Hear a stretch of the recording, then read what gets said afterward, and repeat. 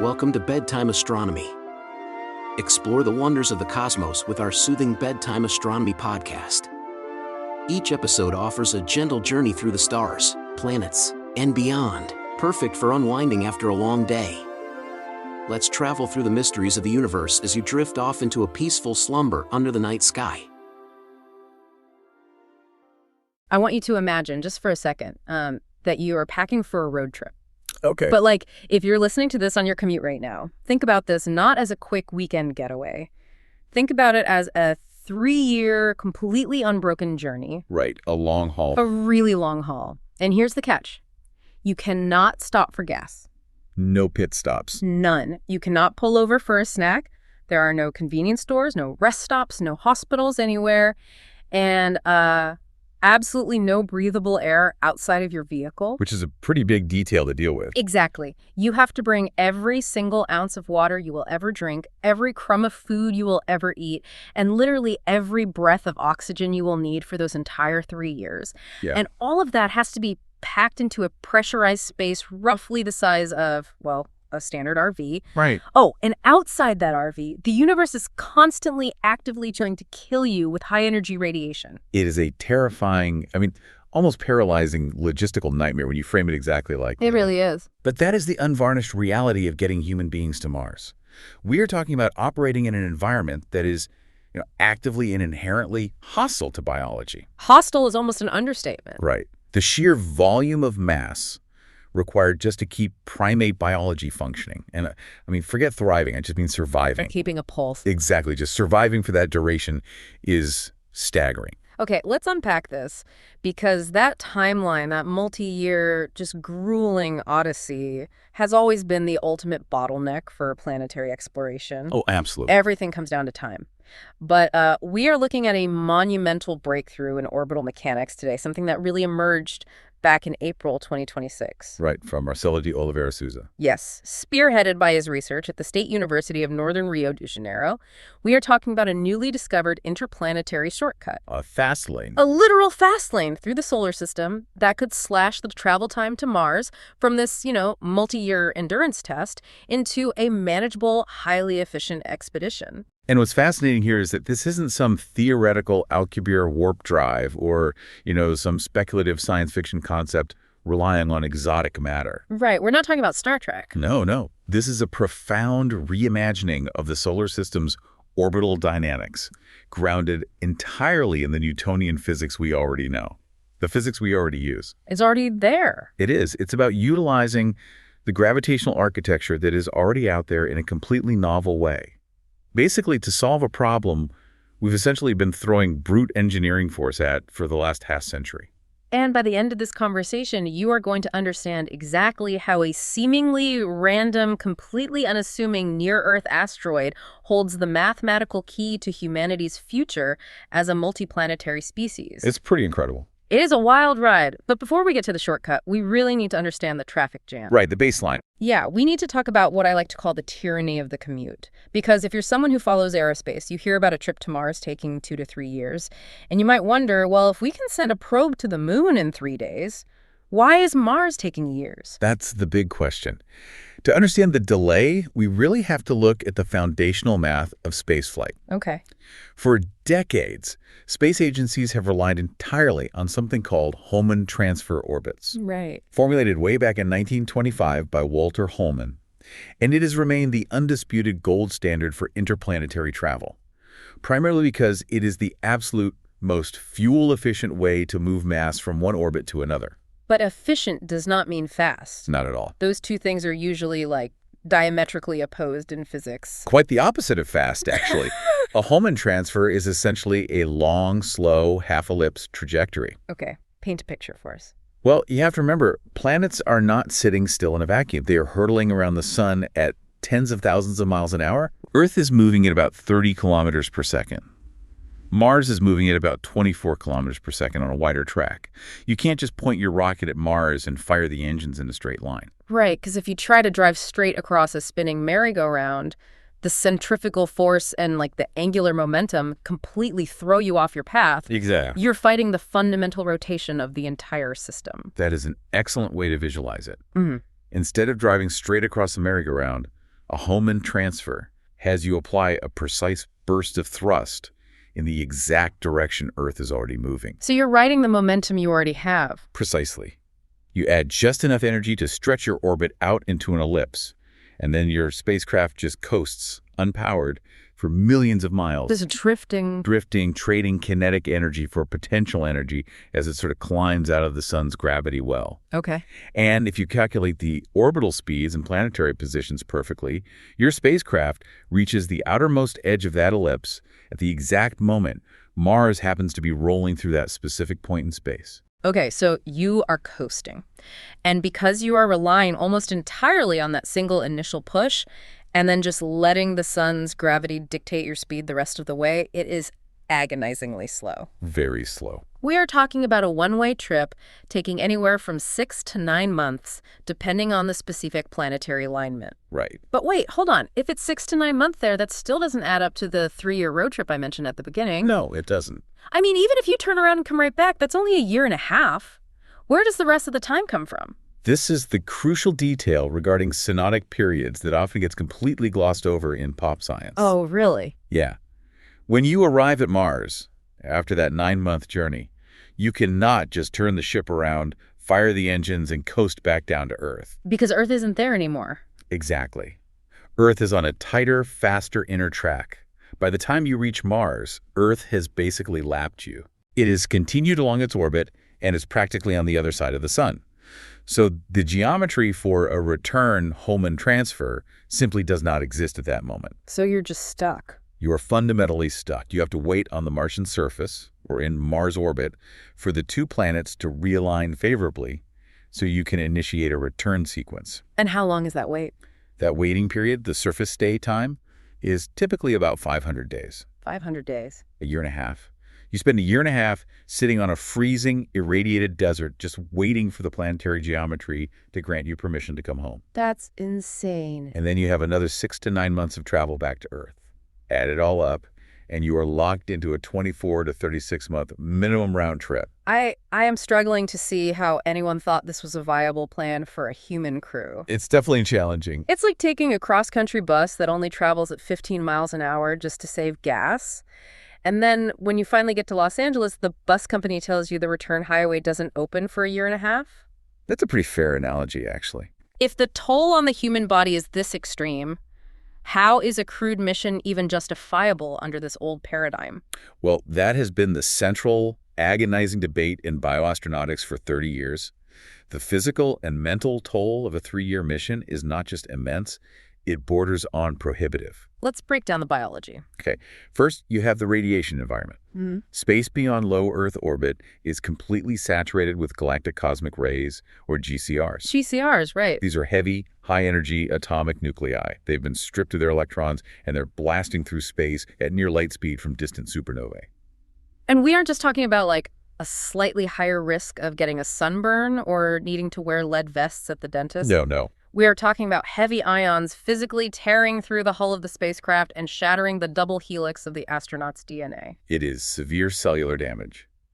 When a heavy ion strikes the human body, it causes complex DNA double-strand breaks. Which our bodies can't fix, right? Yeah. Our cellular machinery simply cannot repair them accurately, which leads to drastically increased cancer risks and central nervous system degradation. That is brutal. And that is just the ambient background radiation. There's more. Oh, yes. You also have solar particle events. These are sudden, violent flares from our own sun that can deliver lethal doses of proton radiation in a matter of hours. Lethal in hours. If the crew doesn't retreat to a heavily shielded storm shelter, yes. And shielding against GCRs is notoriously difficult, right? Because I read that if you just slap thick metal plates on the ship, the heavy ions hit the metal and shatter into secondary radiation. Yes. Which is sometimes worse than the primary ray. It's called spallation. You're exactly right. Spallation. Secondary radiation scattering is an absolute nightmare for shielding designers. I can imagine. So radiation is your first massive hurdle. Then there is the microgravity environment itself. Because floating around isn't as fun as it looks on TV. Right. Even with aggressive 2-hour-a-day resistive exercise regimens, Astronauts experience severe physiological deconditioning. Yeah. Your body is incredibly adaptive. Without the constant 1G stress of Earth gravity pulling you down, your body assumes it no longer needs a heavy, dense skeleton. So it just gets rid of it. Exactly. Osteoclast cells start breaking down your bone tissue faster than osteoblasts can rebuild it. You literally pee out your own skeleton. That is the colloquial but highly accurate reality. Wow. Furthermore, your heart, which is a powerful muscle designed to pump blood vertically against gravity, suddenly doesn't have to work as hard. So it begins to weaken and lose mass. Okay, so weak bones, weak heart. And fluids shift upwards into the upper body and head. This leads to a condition called spaceflight-associated neuroocular syndrome, or SANS. SANS. What does that do? The elevated pressure of cerebrospinal fluid in the skull actually flattens the back of the eyeball and swells the optic nerve. It physically degrades the astronaut's vision. Which is terrifying. I mean, imagine arriving at Mars after 9 months of visual degradation, severe muscle atrophy, and a weakened heart. Yeah. You suddenly hit a gravity well, even if it's only 38% of Earth's gravity, and you have to perform highly complex, physically demanding operations. Right away. If an emergency happens on landing, your body is in its absolute weakest possible state to respond. And we haven't even touched the psychological strain yet. Oh, right. The isolation. You are asking a crew to spend 3 years confined in a metallic cylinder with the exact same 3 or 4 individuals. Earth shrinks to a pale blue dot in the window, if it is visible at all. And you can't just call home for a quick chat. No. Due to the distance, the communication delay stretches up to 22 minutes one way. Only 2 minutes one way. So if an alarm goes off and you ask Mission Control for help, you are waiting a minimum of 44 minutes just to hear them say, "We read you." That is horrifying. The extreme isolation and sensory deprivation present psychiatric risks that humans simply have not evolved to endure. So we have severe radiation risk, physical degradation, and profound psychological stress. Exactly. And to counter all of that, you have to pack heavily, which brings us back to the rocket equation, doesn't it? The tyranny of the Tsiolkovsky rocket equation. Right. Because of these risks, you need robust, complex life support systems. You need heavy radiation shielding, usually water or specialized polymers. Which are heavy. Very heavy. You need 3 years of food, medical equipment, and spare parts. And every single kilogram of that payload requires many kilograms of a propellant to push it out of Earth's gravity well. Right, because you have to lift the fuel that lifts the fuel. Which requires a larger fuel tank, which adds more mass, which requires even more fuel. It is an exponential curve of mass penalties. It's a vicious cycle. It is. The logistical and financial burden makes these traditional Hohmann missions perilously close to unfeasible. This is why the entire aerospace community has been desperate for a paradigm shift.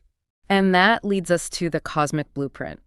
We are finally moving away from the limitations of this grueling scenic route and looking at the discovery of a hidden fast lane. Yes, the Sousa research. This is the research that genuinely blew my mind when I read it. It hit the scientific community in April 2026, and it centers entirely around a near-Earth asteroid. It does. Specifically, asteroid 2001 CA21. Yes, the orbital data of 2001 CA21 is the foundational linchpin of this entire mathematical discovery. Okay, I need to stop and admit some genuine confusion here, because I suspect you, the listener, might be wondering the exact same thing I was when I first heard about this. What's that? My immediate logical assumption was, wait, so are we landing on this asteroid? Are we firing grappling hooks and hitching a ride on a space rock as it zooms past Earth toward Mars? Right. A lot of people jump to that. Because that sounds like a Bruce Willis movie, not an actual NASA mission profile. It is a brilliantly cinematic image, I'll give you that. Yeah. But no, we are definitely not hitching a ride on the asteroid. Okay, good to clarify. We are not landing on it, and we are not necessarily using it for a physical gravity assist. Well, gravity assist, like where you fly precariously close to a massive body to steal some of its orbital momentum? Exactly. While gravity assists are common for outer solar system probes, like Voyager or Cassini, that is not what Marcelo de Alvarez's breakthrough entails. So if we aren't landing on it and we aren't doing a slingshot maneuver around it, what on earth is this rock actually doing for us? It is serving as a mathematical proxy. Proxy. Yes. Sousa utilized the asteroid's precise orbital parameters as a screening tool to map what are known as invariant manifolds. Invariant manifolds. Okay, break that down for us. Well, in the incredibly complex multidimensional mathematics of the solar system, plotting a fast, highly efficient route between two moving planets while factoring in the gravitational pull of the Sun, Earth, Mars, and everything else. That's a lot of math. It is computationally overwhelming. It is known in physics as the n-body problem, and it is famously difficult to solve cleanly. Because there's no fixed reference point, right? Everything is constantly pulling on everything else at the same time. Precisely. However, near-Earth asteroids have been tumbling through our solar system for millions, sometimes billions of years. Right. Over immense spans of time, gravity acts as a sort of evolutionary filter. Asteroids with unstable orbits crash into planets or get ejected into deep space. They get weeded out. Exactly. The ones that survive, like 2001 CA21, have naturally settled into dynamically stable, geometrically fascinating orbits.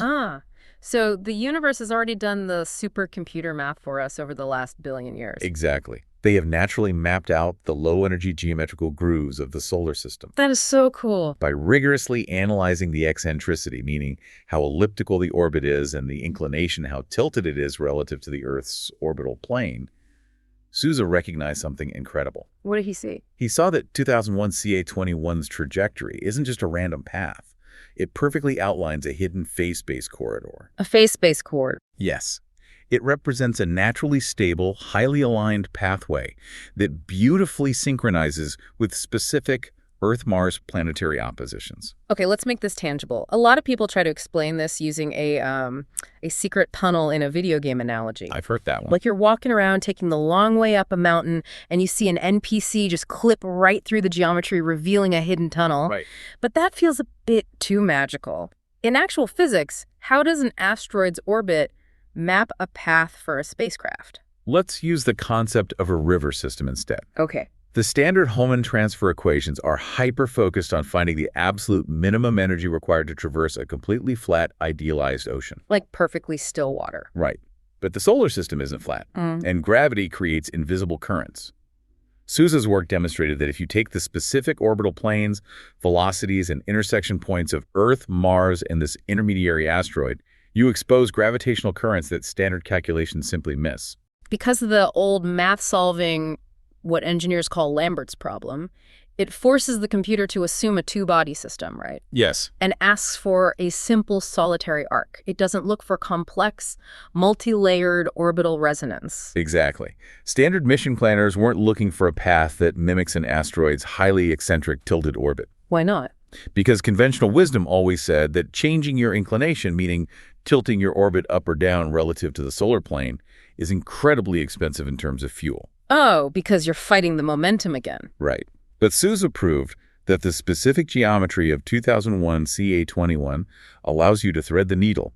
It offers a dynamically favorable route that actually bypasses the massive energy penalties you would normally face if you just pointed your ship at Mars and hit the throttle. Okay, finding a new mathematical path is incredible in theory. But if the universe doesn't give us anything for free, how much time does this actually shave off? That's the million-dollar question. Are we talking weeks or are we talking years? Because if we are looking at the upcoming 2031 window, the numbers in this research are absolutely staggering. The 2031 window is a critical year for orbital mechanics. Let's talk about that. Well, an opposition occurs when Earth passes directly between the Sun and another outer planet, in this case, Mars. Okay. Earth and Mars are essentially lined up on the same side of the Sun, bringing them to their closest physical approach. But not all oppositions are created equal, right? Because Mars has a pretty eccentric oval-shaped orbit compared to Earth. That is a vital distinction. Mars's orbit is highly elliptical. Sometimes when Earth catches up to Mars, Mars is at its farthest point from the Sun, called aphelion. So they're still pretty far apart. Right. Those are unfavorable oppositions. But roughly every 15 to 17 years, Earth catches up to Mars when Mars is at its closest point to the Sun. It's perihelion. The 2031 opposition is one of these perihelic, highly favorable alignments. The gap between the two planets shrinks dramatically. And when Sousa mapped his asteroid-derived corridors onto the specific planetary positions of the 2031 window, he identified two primary mission architectures, right? He did. Two different ways to exploit this gravitational current. And here is where the math just totally rewrites the textbook. Let's remember the old baseline. 2 to 3 years for a full round trip with 500 days stuck on the surface. That's correct. What does Configuration A give us? Configuration A outlines a complete, closed-loop, round-trip mission.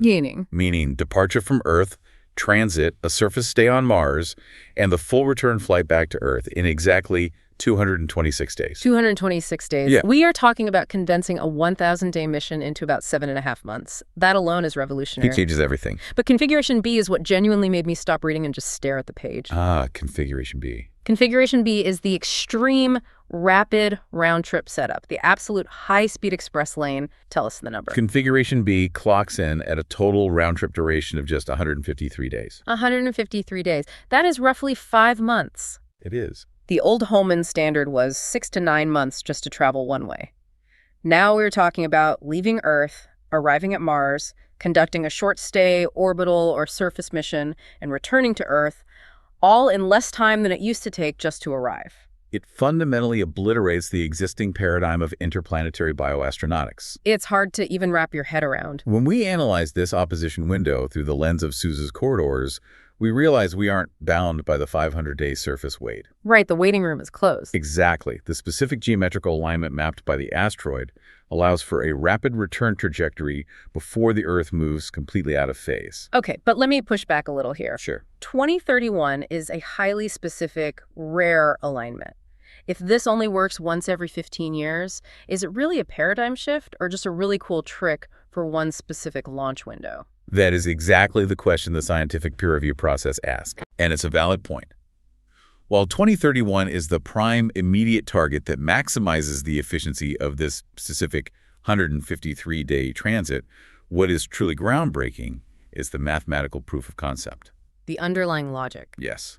Sousa proved that rapid, non-Hohmann return transit is mathematically viable without requiring sci-fi propulsion. The pathways exist in the physics. The door is unlocked. We just needed the asteroid to show us the keyhole. Precisely. If the map works for 2031, it validates the methodology. We can apply this exact same screening tool to other orbital periods, searching for different geometric corridors for future launch windows. So let's bring this down to Earth and talk about the ripple effects. What does cutting a 1,000-day mission down to 153 days actually mean for the engineers and the astronauts? Because the domino effect here seems massive. It rewrites the entire medical risk profile of deep space exploration. Let's revisit the radiation hazards. Okay. If your total exposure time to the deep space galactic cosmic ray environment is reduced from nearly 2 years down to just a couple of months each way, your cumulative radiation dose plummets. It brings it well below the career exposure limits set by NASA, meaning you don't need to develop magical new magnetic deflector shields to keep your astronauts alive. Exactly. Current shielding technologies like high-density polyethylene and water jackets become perfectly adequate for a 153-day mission. That's a huge relief. Furthermore, the physiological deconditioning, the bone demineralization, and muscle atrophy is radically mitigated. Because it's just a shorter time without gravity. Yes, 5 months in microgravity is entirely comparable to a standard expedition rotation on the International Space Station. And we know how to handle that. We have over 2 decades of continuous human data on how the body degrades over a 6-month period in LEO, and more importantly, we know exactly how to rehabilitate it. We have refined the exercise protocols and nutritional interventions perfectly for that time frame. Right. So your crew arrives at Mars stronger, healthier, with their cardiovascular systems intact and their vision unimpaired. They're actually capable of stepping into a pressurized rover and performing geologically demanding work. Instead of spending their first month on Mars essentially acting as medical patients doing physical therapy just to relearn how to stand up in 38% gravity. Exactly. And the psychological difference between a multi-year endurance trial and a 5-month rapid sortie cannot be overstated. This night and day. It transforms the psychology of the crew from, survival mode into an aggressive, focused, highly productive scientific expedition. You can see the light at the end of the tunnel the moment you launch. The human element is secured.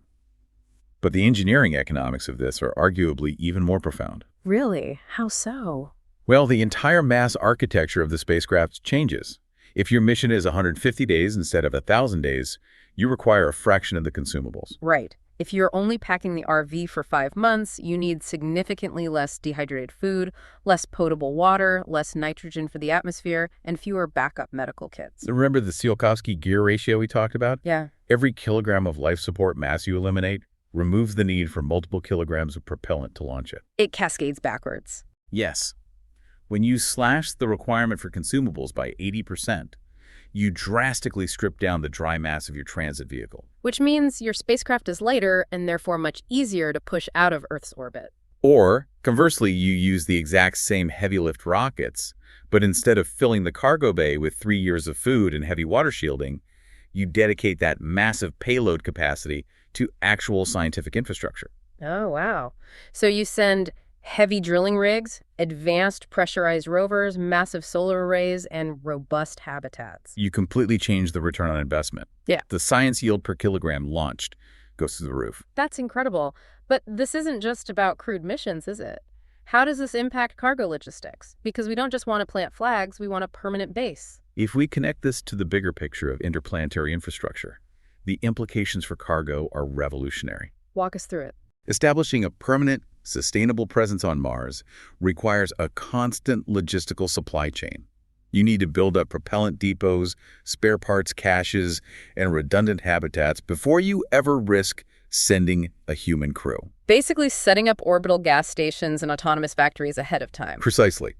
Using these newly discovered rapid transfer corridors, space agencies can execute much faster automated cargo resupply runs. So no more waiting 2 years for the pizza delivery. Exactly. Instead of launching a slow convoy that takes nearly a year to arrive and waiting 2 years for the next planetary window, we can utilize these rapid transits to create a sustainable, high-frequency cadence of missions. It accelerates the timeline for Martian colonization from a distant multi-generational dream into a near-term logistical reality. It really does. Which brings us to an incredibly exciting synergy.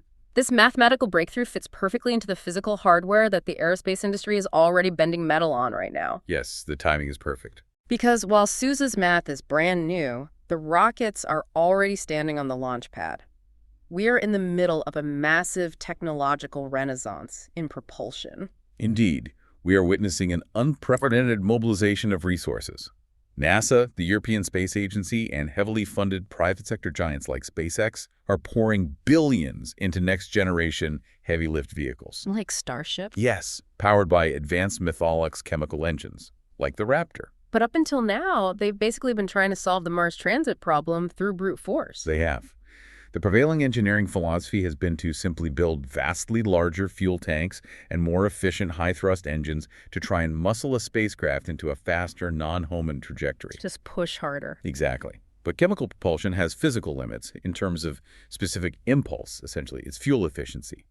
That is why there is also a major resurgence in funding for nuclear thermal propulsion, or NTP. Okay, nuclear thermal propulsion. I know NASA worked on this back in the 60s with the NERVA program, but it's making a massive comeback now with the Duraco program. For the listener who isn't an aerospace engineer, how does an NTP engine differ from a traditional chemical rocket?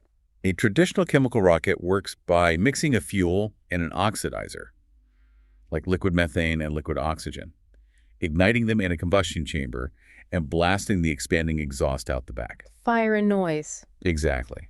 It generates a lot of thrust, but it requires massive amounts of heavy oxidizer. A nuclear thermal propulsion system completely ditches the combustion process. No fire. No fire in the traditional sense. It uses a small nuclear fission reactor to rapidly heat a single, incredibly light propellant, usually liquid hydrogen, to thousands of degrees. And then? The hydrogen expands violently and shoots out the nozzle. So because you are throwing incredibly light hydrogen atoms out the back at extreme velocities instead of heavy combustion molecules, it is wildly more fuel efficient. It provides roughly double the specific impulse of the best chemical engines. An NTP system could, theoretically, have transit times to Mars, even if it was just flying a standard brute force trajectory. Wow. And concurrent with NTP, you have the maturation of ISRU in situ resource utilization. The Sabatier reaction, right? The idea that we aren't going to bring fuel for the return trip from Earth at all. Exactly. We will send automated chemical plants ahead of the crew. They suck in the Martian carbon dioxide atmosphere, combine it with hydrogen, use solar arrays for power, and synthesize liquid methane and oxygen rocket fuel right there on the surface. It's brilliant. ISRU is the ultimate mass saver because the fuel for the return trip often accounts for the majority of the initial launch mass from Earth. Right. So you have heavy lift Metalox rockets, nuclear thermal propulsion, and Martian ISRU. And here is where the absolute magic happens. Suze's orbital shortcut doesn't compete with these technologies. It mathematically multiplies them. I love this. It's like Okay, if upgrading from old solid rocket boosters to a nuclear thermal engine is like upgrading a car from a sputtering four-cylinder engine to a massive supercharged V8, then Suze's asteroid shortcut is like a massive software update to your GPS. That is exactly the dynamic.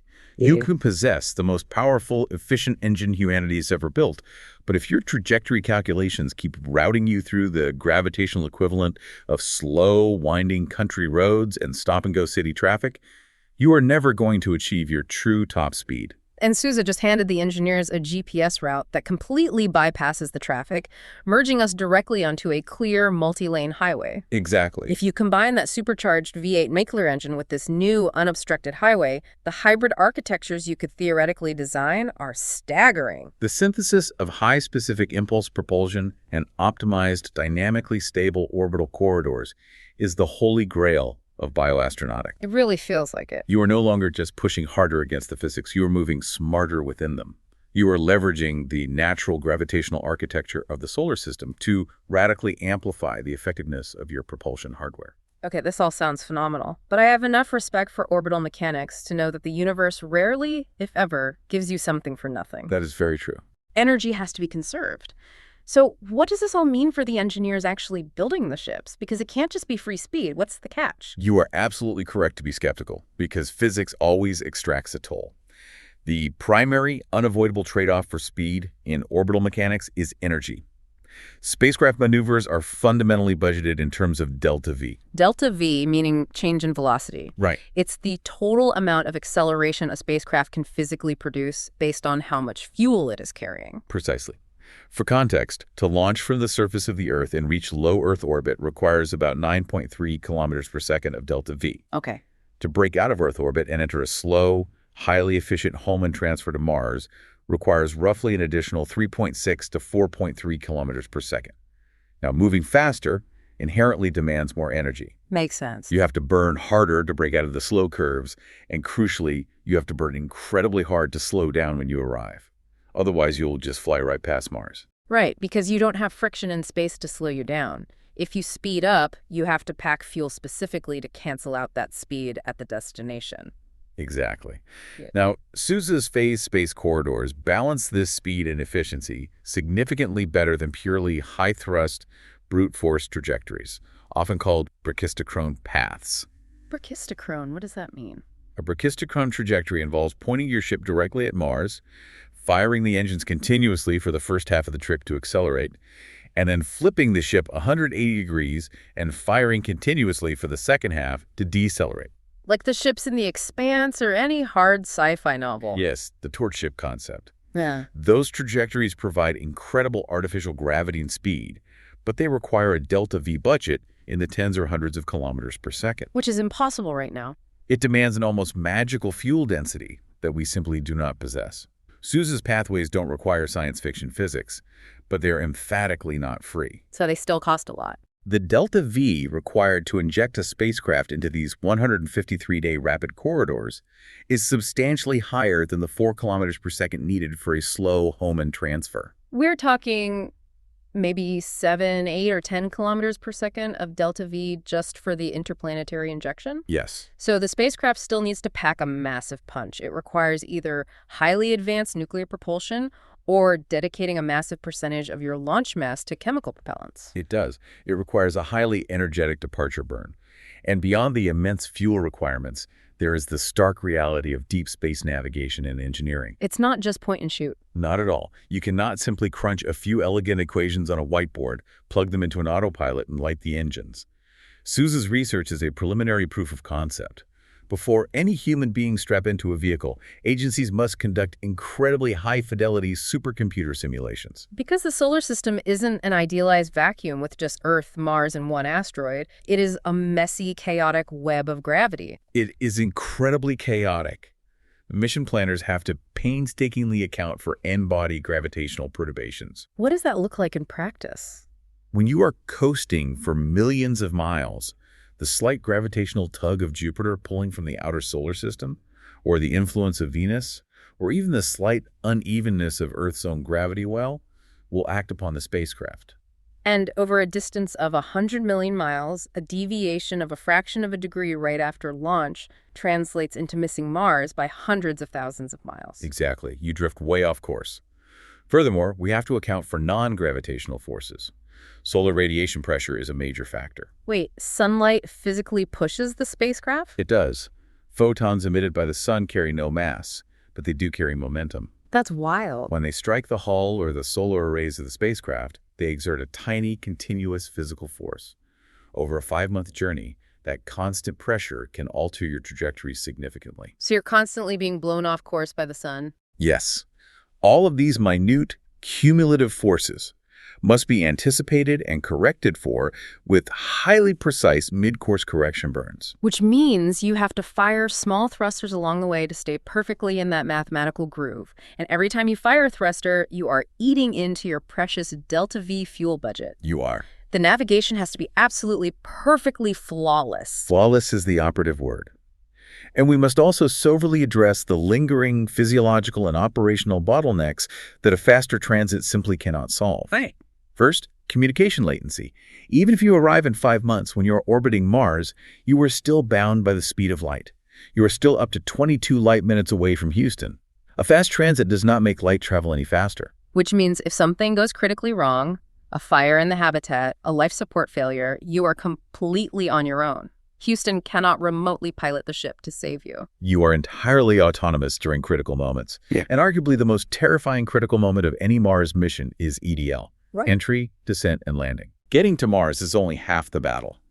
Surviving the arrival is the real crucible. Right, because Mars has just enough atmosphere to violently heat up and burn your spacecraft due to hypersonic friction. Exactly. But the atmosphere is so thin, about 1% of Earth's density, that parachutes are practically useless for heavy payloads. Exactly. The ballistic coefficient of a human-class Mars lander is massive. Arriving at Mars significantly faster via Suze's corridors means you are slamming into the upper Martian atmosphere at a much higher relative velocity. So you come in hotter. You have to dissipate all of that immense kinetic energy. Because the atmosphere cannot slow a massive 40-ton crew habitat down sufficiently, you have to rely on hypersonic retropropulsion. Firing heavy rocket engines into the supersonic slipstream of the atmosphere just before you hit the ground. Yes. The famous 7 minutes of terror, where the spacecraft has to execute thousands of autonomous calculations and maneuvers flawlessly just to survive, and coming in hotter just makes the thermal and aerodynamic stress on the heat shield even more punishing. It immensely complicates an already bleeding-edge engineering challenge. And finally, no matter how brief the journey is, space remains unforgiving. Always. If a critical component of your closed-loop life support system fails catastrophically on day 30 of a 150-day trip and you cannot repair it, the crew is in just as much mortal peril as they would be on day 300 of a 3-year trip. Right. There are no abort scenarios in deep space. The shortcut gets you there faster, minimizing your exposure time, but it doesn't make the environment itself any less lethal while you are in it. Precisely. But even acknowledging all of those massive, very real engineering caveats, the paradigm shift here is absolutely undeniable. Oh, without a doubt. By cleverly reinterpreting the existing orbital data of small bodies, by looking at an asteroid we already had on file and deciding to ask a completely different mathematical question, we're turning an impossibly hazardous multi-year survival trial into something resembling a routine, highly predictable interplanetary commute. It profoundly alters our fundamental understanding of our local cosmic environment. It really does. The solar system is not just a static, fixed highway Right. with only one agonizingly slow lane available to us. It is a highly dynamic, constantly shifting, multi-layered environment full of hidden efficiencies, natural gravitational currents, and rapid transit corridors. Provided you possess the mathematical creativity to go looking for them. Exactly. And the most exciting part for me is that the 2031 window is just the beginning of this new discipline. Asteroid 2001 CA21 is literally just one rock. Just one of many. We have cataloged tens of thousands of near-Earth asteroids with incredibly well-documented, highly precise orbital elements. The next logical step for the orbital mechanics community is to start feeding all of that historical data into these new supercomputer models. That is the immediate frontier. Researchers are going to rigorously scan the diverse trajectories of thousands of other celestial bodies to catalog what will essentially become a massive family of rapid transfer corridors. Like a directory of fast lanes. Yes. We will likely map out an extensive, overlapping network of fast lanes for various opposition years, not just for Mars, but potentially for Venus, the asteroid belt, and beyond. It is genuinely the first step in building a true multi-layered subway map for the solar system. A cosmic subway map. I like that. Which brings me to a final thought. I want you, the listener, to mull over long after this discussion ends. Okay. We have just explored how a single near-Earth asteroid, a rock that was cataloged decades ago and basically considered just a mundane, boring entry in a dusty astronomical database, turned out to hold the mathematical key to fundamentally altering human expansion into the cosmos. It's humbling, really. It really forces you to wonder, what other massive paradigm-shifting secrets are currently hiding in plain sight? How many other impossible engineering problems in medicine, in physics, or in energy could be solved right now, hiding silently within the mountains of mundane data we already possess, just waiting for someone to tilt their head, look at it differently, and ask the right question?